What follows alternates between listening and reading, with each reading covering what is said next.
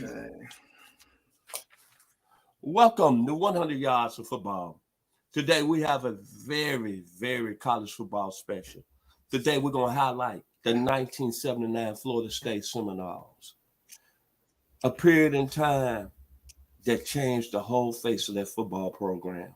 Because I'm going to be honest with you, I was a sophomore at the University of Arkansas. I had no idea what Florida State was. I know they was in Tallahassee and they played Memphis State year in and year out. But what I saw in 79, I didn't see it coming because at that time, the football programs, the people that we was watching was USC, Oklahoma, Alabama. That was it. That was the three programs that took over the national level. But however, I remember, I want to say October the 24th, let me get it right. That was a team that played LSU and Baton Rouge. They was moving up in the polls. And I sat down in Buchanan Drake Hall as a sophomore at the University of Arkansas. I'm going to keep it real with a six-pack of Pabst Blue Ribbon with some of my friends and some pizza. And we're gonna look over here and see what's going on with the Florida State Seminoles. Why they getting so much buzz, and right now why they highly ranked. So today, we're gonna go back in time and talk about that great program to a young man that was one of the mainstays with that program that season. Delray Beach Finest, first round pick in the 1981 NFL draft. And the guy that laid a staple along with the team of Florida State, of Reggie Herring, Ron Simmons, Jackie Flowers, Dennis McKinnon, Gary Henry. I hope I'm not missing some people. Keith Jones. I always say make no bones and make no issues. This gentleman right here should be respected. He should be loved and honored by you people at the Florida State Nation because him and his teammates put y'all on the map. I'm sorry. It's no question about it. So if you like the video today, please come in and share as we talk about this great school and a great season of 1979. I'm going to ask him about certain games because he played a very serious part of their success. My man, the very talented, the very exciting, the guy who tells me all the time, look here, man, don't make no bones. When we talk about the draft, the 81 draft is clearly the best draft in NFL history.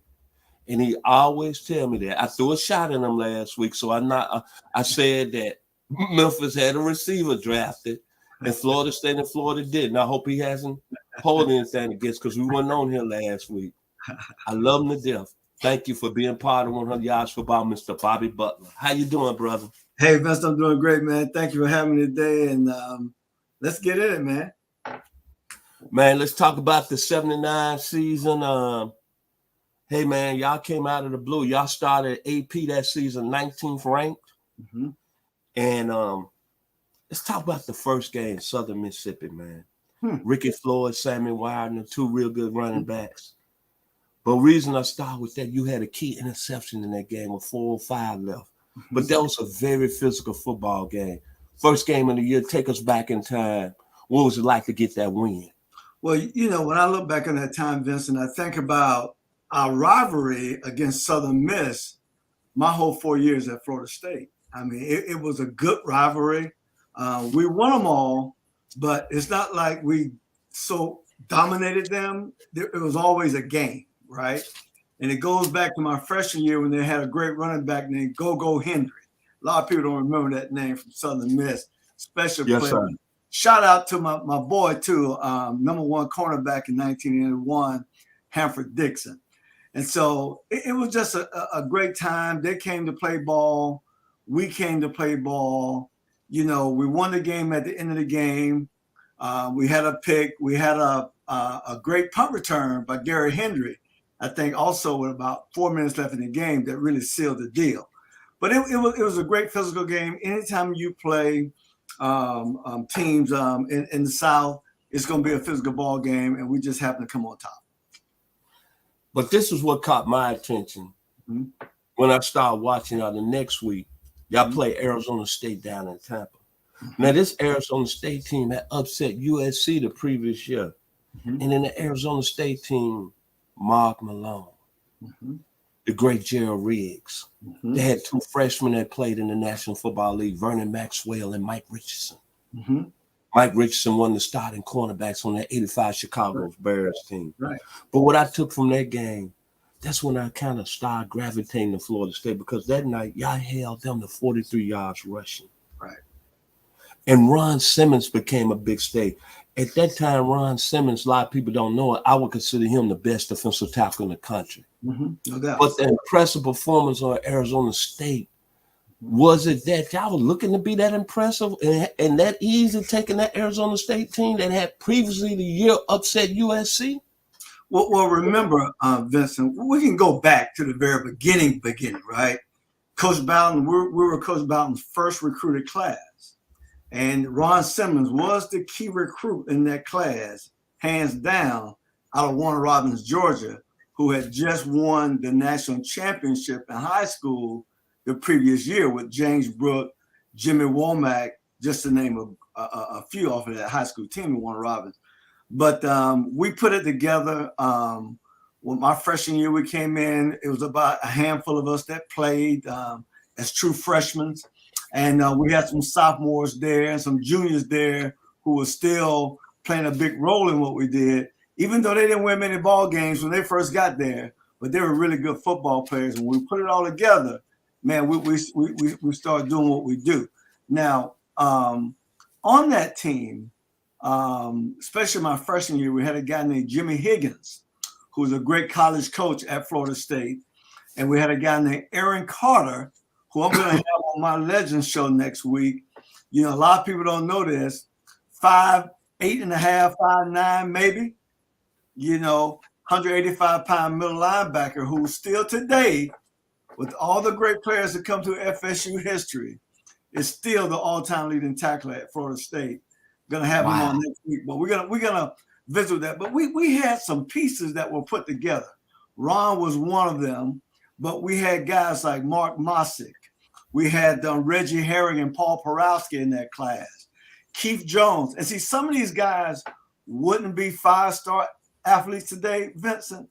But one thing I always say with the data, you know, it's always good to have a 5-star. But you ever notice guys like Sauce Gardner, who just came out of Cincinnati, was the #1 pick, you know, for the Jets, was a 3-star coming out of high school. So stars don't matter. At the end of the day, Keith Jones can play football. Reggie Herring can definitely play football. Paul Porowski can play football. We had guys who could play and guys who played at a high level in high school. So when we got there, hey, we were all winners. And when we put all us together, bro, we didn't know no other way but to win.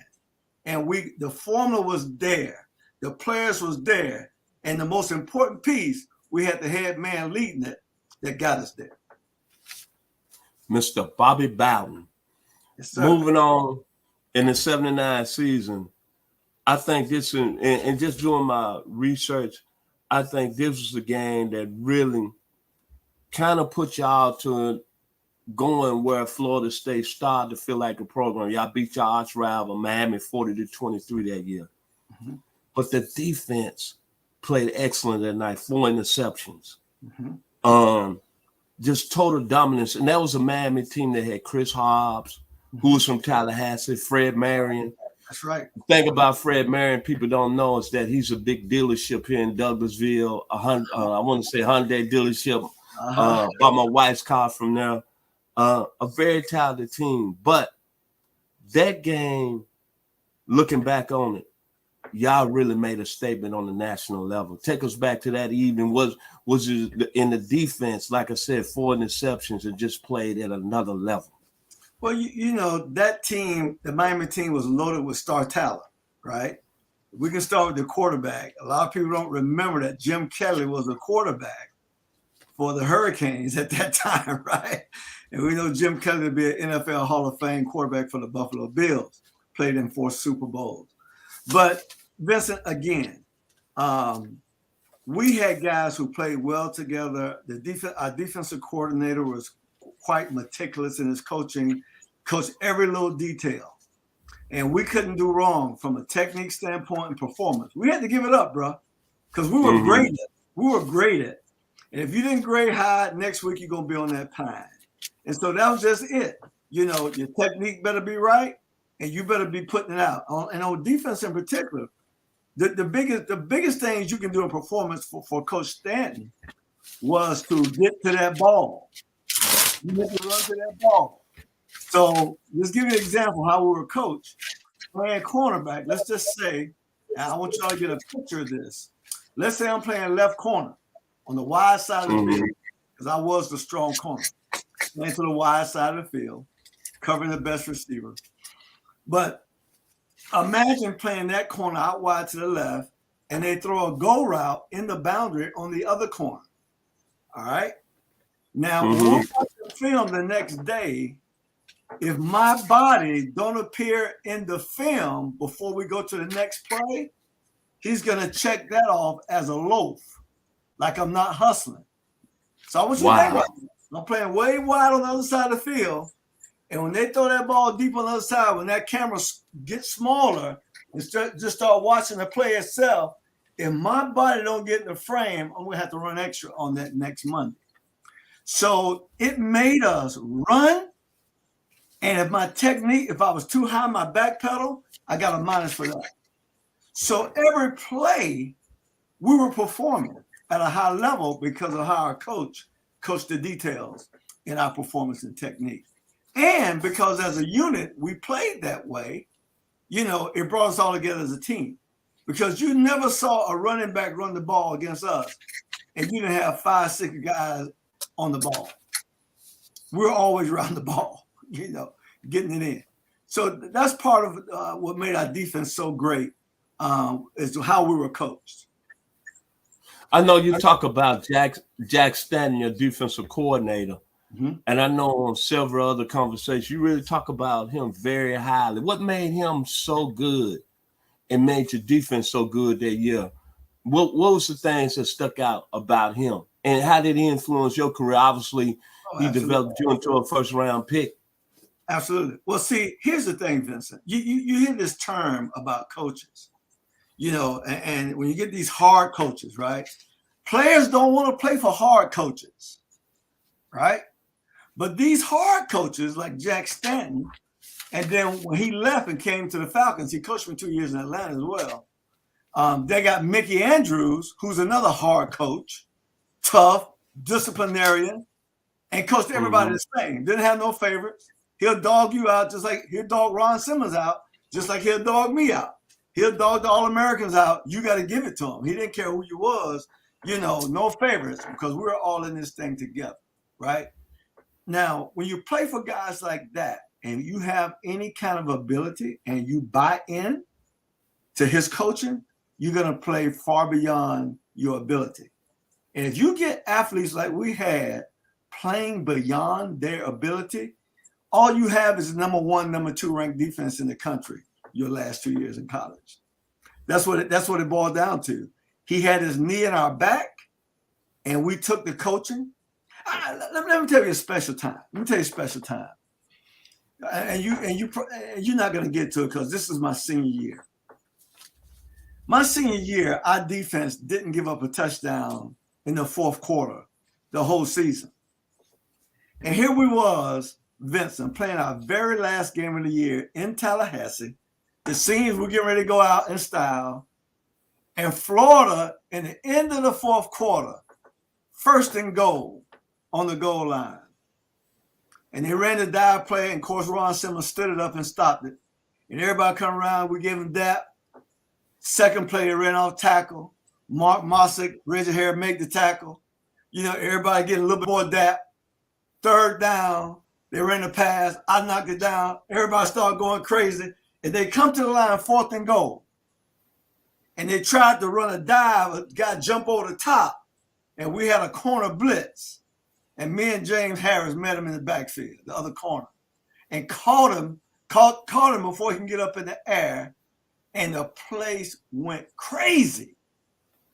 And the players, the fact that against our arch rival, they had an opportunity to score on us in the fourth quarter, which nobody did that whole year. And we stopped them like that. There's nothing like that, man. You know, we won the game, but to this day, we talk about that goal line stance against Florida all the time.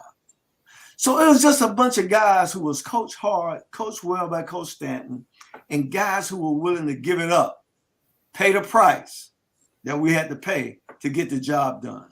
And we got it done. One thing I can say about that defense too, we played so well together. Because if you go back to my freshman year, that football team, that defense my freshman year was full of athletes. Bobby Jackson, Nat Terry, Ivor Joe Hunter, Mike Kincaid, Aaron Carter at the middle linebacker, Jimmy Higgins, the other middle linebacker who ran the 600-yard dash. You know, Willie Jones on one defensive end. You know, you got Ron Simmons in the middle. You know, you got Mark Mossick, right? You got Louis Richardson, left tackle. You got A. Smith. We got all those players, bro. I mean, they were big-time players, right? And then when they left, you know, our defense, as far as athleticism, we didn't have that kind of athleticism. Okay, you had me, you had Ron Simmons, right? Keith Jones wasn't very athletic. Monk Bonasart wasn't very athletic, but Monk Bonasart led the nation in interceptions a couple of times before he left Florida State. We played so well together, and we knew where the next guy was going to be. And there's nothing like having that unity and knowing where your teammate's going to be. Oh, bro, ain't nothing like that. And so we were that team that played so well together. We depended on each other. And here's the other thing. When you have a team that faces the adversity, the things that we had to go through in that program, see, people don't know, Vincent. Florida State, everybody couldn't play at Florida State. Yes, sir. Because there was a price to pay. And see, a lot of people don't get it. I can remember some of our top athletes, you know, they would come in as freshmen, play a little bit as freshmen, and then we'll get to the winter workouts where we lift weights Monday, Wednesday, and Friday. Then on Tuesday and Thursday, we have mat drills. And mat drills were so intense, guys was quitting. We're talking about in the off season, bro. And so, what was the mat drills like? Paint a picture right now of the mat drills. Let me give you a picture. Now, I don't know what hell like, and I'm never gonna find out what it's like, because I believe I'm saved and I'm going to be with my Father when I leave here. But the only way to describe it is what you think hell would be. The room would be 100 degrees. The first time I walked through there and going to my classes, it was in the field house. And I walked through the cafeteria, all the tables were up. And I saw the wrestling mat down on the floor. And I saw 6 garbage cans on one end of the wall, and then 6 garbage cans on the other end. Bro, I didn't know what that was. I'm like, this looks strange. But I know we had mat drills. I never knew anything about. Mat drills, Vincent, is 14, let's say 14 agility drills. It's only 14. Gonna take you 45 minutes to get through. All right. 45 minutes, 14 drills. And you get 5 guys to go together. And like I told you, the temperature in the room is 100 degrees on purpose, right? And what they do, you have a coach in front of those 5, and he'll break you down. And when he break you down, you got to break down, and you got to start running in place and screaming. Ah! All five got to be screaming. Ah! And then when he hit it, you got to dive out on that mat chest first. If you don't go chest first, we start over. So all 5 got to be perfect. They break down, hit it, dive out, bam. And then when you hit the ground, you get up running, And then there's drills we do, right? And if you don't do the drills right, you start over. And then once you do the drills right, you do all these drills he got to doing, shuffling from side to side, shuffling to the side, going back, going up, going down, right? you do it right, he'll do this motion. And what that means is you got to roll out. You got to roll out and you sprint 20 yards to the other coach at the end. He's on that wall with those 6 garbage cans. And you got to get in front of him, sprint to him, until he break you off, right? Well, it didn't take me long to find out what those garbage cans were. Everybody was throwing up in the garbage can. And you couldn't. And see, the thing is, once you throw up, you can't go see the team doctor. Can't go see the medic, the trainer. You throw up and you get your butt back in line. So that's what mat drill is about. And it was 14 drills. And there was no joke. And to make that, to go through those kind of things as a team together. So you learn in the mat drills, if you're going with the wrong guy, you can't go with that guy. So that's what brought me, Keith Jones, Monk Bonasart, James Harris, and Ira Joe Hunter. That's what brought us together as a secondary, because we went up there and went to work. We would never go with anybody but us group right there. And so we're going through this hard place, working hard together, going through hell together, right? And getting through it. And at the end of the day, you know, we begin to bond and we get closer, not only just on the field, but off the field. And there's nothing like that. Right quick, let's talk about the LSU game. Obviously, the game that really, in my opinion, put your program over the top. Talk about that game and talk about how important it was to really win that football game and what it done for the state afterwards. Oh, absolutely. Well, we're going to that game. Of course, we're undefeated, right? You know, they got a great team. They've got Ensmerger and they got Wolfley. They had a dual quarterback system like we did, because we had Jimmy Jordan and Wally Woodham. Whoever's hot, they're gonna play. And Jimmy Jordan had a great day that day, throwing that ball all over the field. And then we found out their great secondary that was called the Soul Patrol had holes in it. And Jackie Flowers, Sam Platt, and a freshman named Hardis Johnson on the edge was burnt. They could not cover those guys, right? And that was one of the things that we had. We talk about our defense a lot, but what we had, perimeter players that nobody in the country could handle. And we had quarterbacks who can deliver the ball.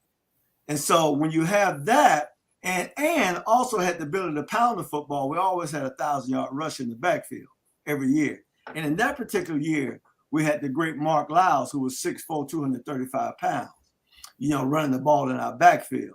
And then on defense, bro, they had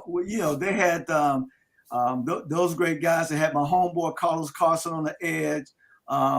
They had Orlando McDaniel was one of the receivers.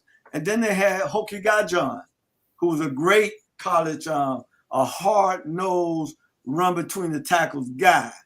And at the end of the day, we were more physical than they were. And so, and then on the edge, they could not handle what we had on the edge on our offense.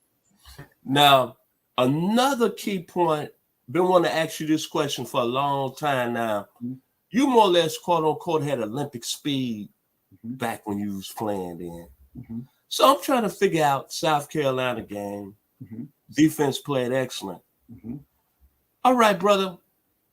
Help me understand, how did George Rogers break that 80-yard touchdown off and you was on the field? That's a good question, right? Hey, I got another buddy of mine who said the same thing. He broke out for 80 yards and tell everybody back home he outran me, O.J. Anderson. And you know that's not possible, right?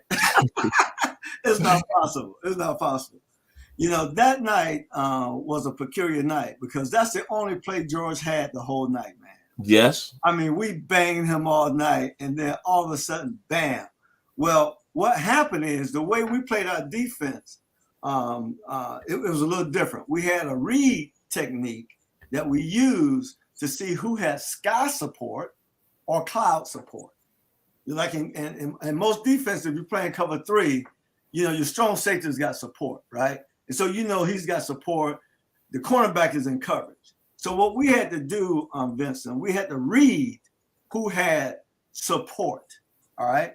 So I did have cloud support, but I went on to take on the receiver, right? And when I went to hit the receiver to drive him back, he cut my legs. Okay. and I'm face down in the dirt, and George gone, right? So by the time I got up, George was gone, right? And so it was a great play on his behalf. And, that guy ended up being in our class the #1 draft choice in 1981. Great NFL ball player, Heisman Trophy winner. He got that one, but I wish we could have took that one back. Because actually, after the game, talking to George said, I was so scared, man. He said, because before the game, see what we did to him, Vincent. That night, it was homecoming. And we were 8-0, and they were 8-0, right? And both of us was ranked in the top 10. And right before we come out the dugout, the tunnel, they cut the lights out in the stadium.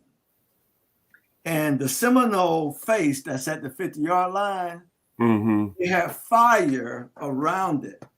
And so when the lights went out, if you were field level, you can see the fire in the center of the field. And then Chief Osceola on the back of Renegade, our horse, they lit the spear with fire on the back of the spear in front of our tunnel. And he runs out. Now it's dark now. He runs out to the 50-yard line and throw that spear within that fire, and the place erupted, right? George said he knew then they were in trouble. But they played well. We won the game, and George got his yards because he had that one play. And then at the end of the year, the Florida game, this is the game that I think put you in a lore of that help you make your money. Like the great Horace Brown. 1 for the money, 2 for the show, 3 to get the honeys. Here we go. Here we go. Brother, that game against Florida and Chris Collinsworth, right? 5 pass breakups, 5 tackles, 1 interception. The battle you had against Collinsworth, that year you could have won in the first round of the NFL draft. To me, that was the game that cemented you as a surefire first round NFL draft pick. Now, I'm just asking, but was it that game right there? I think that was probably the game that really got me over the hump, because I had some games, the Mississippi State game I played early in the year against Marty McDowell, I didn't allow him 1 catch. And my job that day was to cover Marty McDowell only. I didn't get that. We didn't play like that back then. I didn't go to the dominant receiver all the time, right? So even when Chris Collinsworth lined up on the weak side, I was a strong corner. I lined up to the strength. We didn't do that because of our scheme, right? And so, but Marty McDowell, Mississippi State, which was one of the most physical games I ever played in college, I had a great night. And then also, LSU was a decent game for me. It wasn't a great game, but it was a decent game. And every time we played the big teams, Vincent, I showed up. I showed up and I played pretty good. And so I would say the Florida game helped solidify that. And then after the Florida game, the Oklahoma game definitely put a period on top of the I, because that wasn't a passing game. That was a hitting game, bro. That was a physical game. You had to bring the thunder. And plus they had the Heisman Trophy winner. They had some backs, J.C. Watts, Billy Sims. They had David Overstreet. They had Stanley Wilson, just to name those guys. And so they were loaded. And so when you flip the game, Florida threw the ball that year 50-something times against us. And then you go into an Oklahoma game who threw the ball maybe 4 times that night, right? And it was all about physicality and running the football. And then I had some great plays in there. I had some plays where I played linebacker when they went tight. Everybody's tight. I'm playing middle linebacker, taking on lead blockers and making tackles in the backfield. When they get in the red zone, they had me playing almost right behind the middle linebacker. And my job was to run the pitch down. And I had a great play. One time, Billy was running to the right, and he cleared the corner, and David Overstreet was leading, and I dove over David and knocked Billy out of bounds and knocked it down, started talking trash to him. And so, I remember. So, that game was very physical. And when you listen to that game on TV, the televised version, I don't know the guy who was calling the game, but I remember when I listened to it, he kept saying this: He said, the way they're tackling, they can't keep this up. They can't keep this up. And then every time I come in there, then one time I hit Billy helmet to helmet. His head went one way, mine, bam! He said, I don't know how they gonna keep doing this all night, right? But, we were ready for that. We were ready for that. And that was a game, really, truly, the first year we played Oklahoma, that really let us know that we had arrived, but we really wasn't there yet. You follow me? Mm-hmm. Because that game, we lost that game 24-7. I mean, they won the game. But, we're out there playing the best of our ability. And then we come back and got a chance to play them the next year. And they only had 45 yards rushing, and we end up losing the game anyway by 1 point. Looking back on the 79 season, looking back at your time at Florida State, when you committed to them, did you really, in your heart, did you think that y'all can win at a high level? Did you foresee that down the road? I did not, to be honest with you. All I can tell you, Vincent, why I chose Florida State is because when I met Coach Bowden, I believed everything he said to me. And it was just a feeling. And so anytime I talk to a kid to this day and they talk about, well, where should I go? What's the better place? I say, listen, your heart got to tell you where to go. Because I went to Florida State. And like I say, through my Pop Warner years to my high school years, we were always playing for titles, right? And then I get to Florida State. Florida State had only won 5 games the year before. And previous to that, only 4 games the previous 3 years. And so it wasn't like all this tradition was at Florida State. I just know it felt right when I met Coach Bowden, and I decided and told my mom, I want to play for this guy. But then when we started working and we got together, I knew that we were in a special place. Because I remember going into the true freshman, looking at the schedule, and writing down the teams who I thought we could beat and who I didn't think we could beat. And I'm going to tell you, I didn't think we could beat Oklahoma State because they had Terry Miller, right? Mm-hmm. I didn't think we could beat Florida because if you don't know that Florida team back in '77, that team had Wes Chandler, Terry LeCount, Willie Green, Willie Wilder, Tony Green, and they had about 4 or 5 Gaffney brothers on that team. Bruh, they were loaded. And we beat the snot out of them in Gainesville my freshman year. And so I would have never thought we could have won those games, and we won them.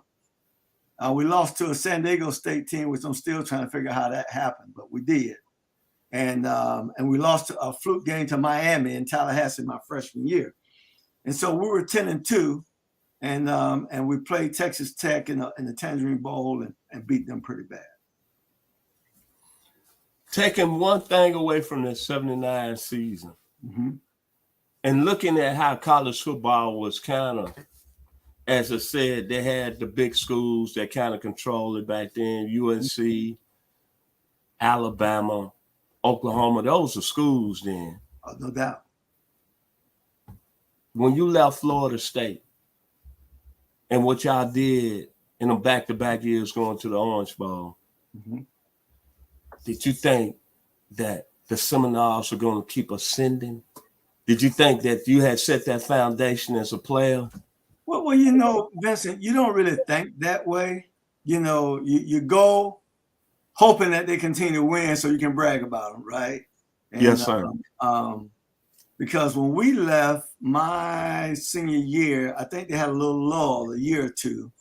I mean, they were still good, but they had, I think, a little lull. But then again, bruh, it got hot in the mid-'80s, recruiting guys like Deion Sanders, Jamie Dukes, Leroy Butler,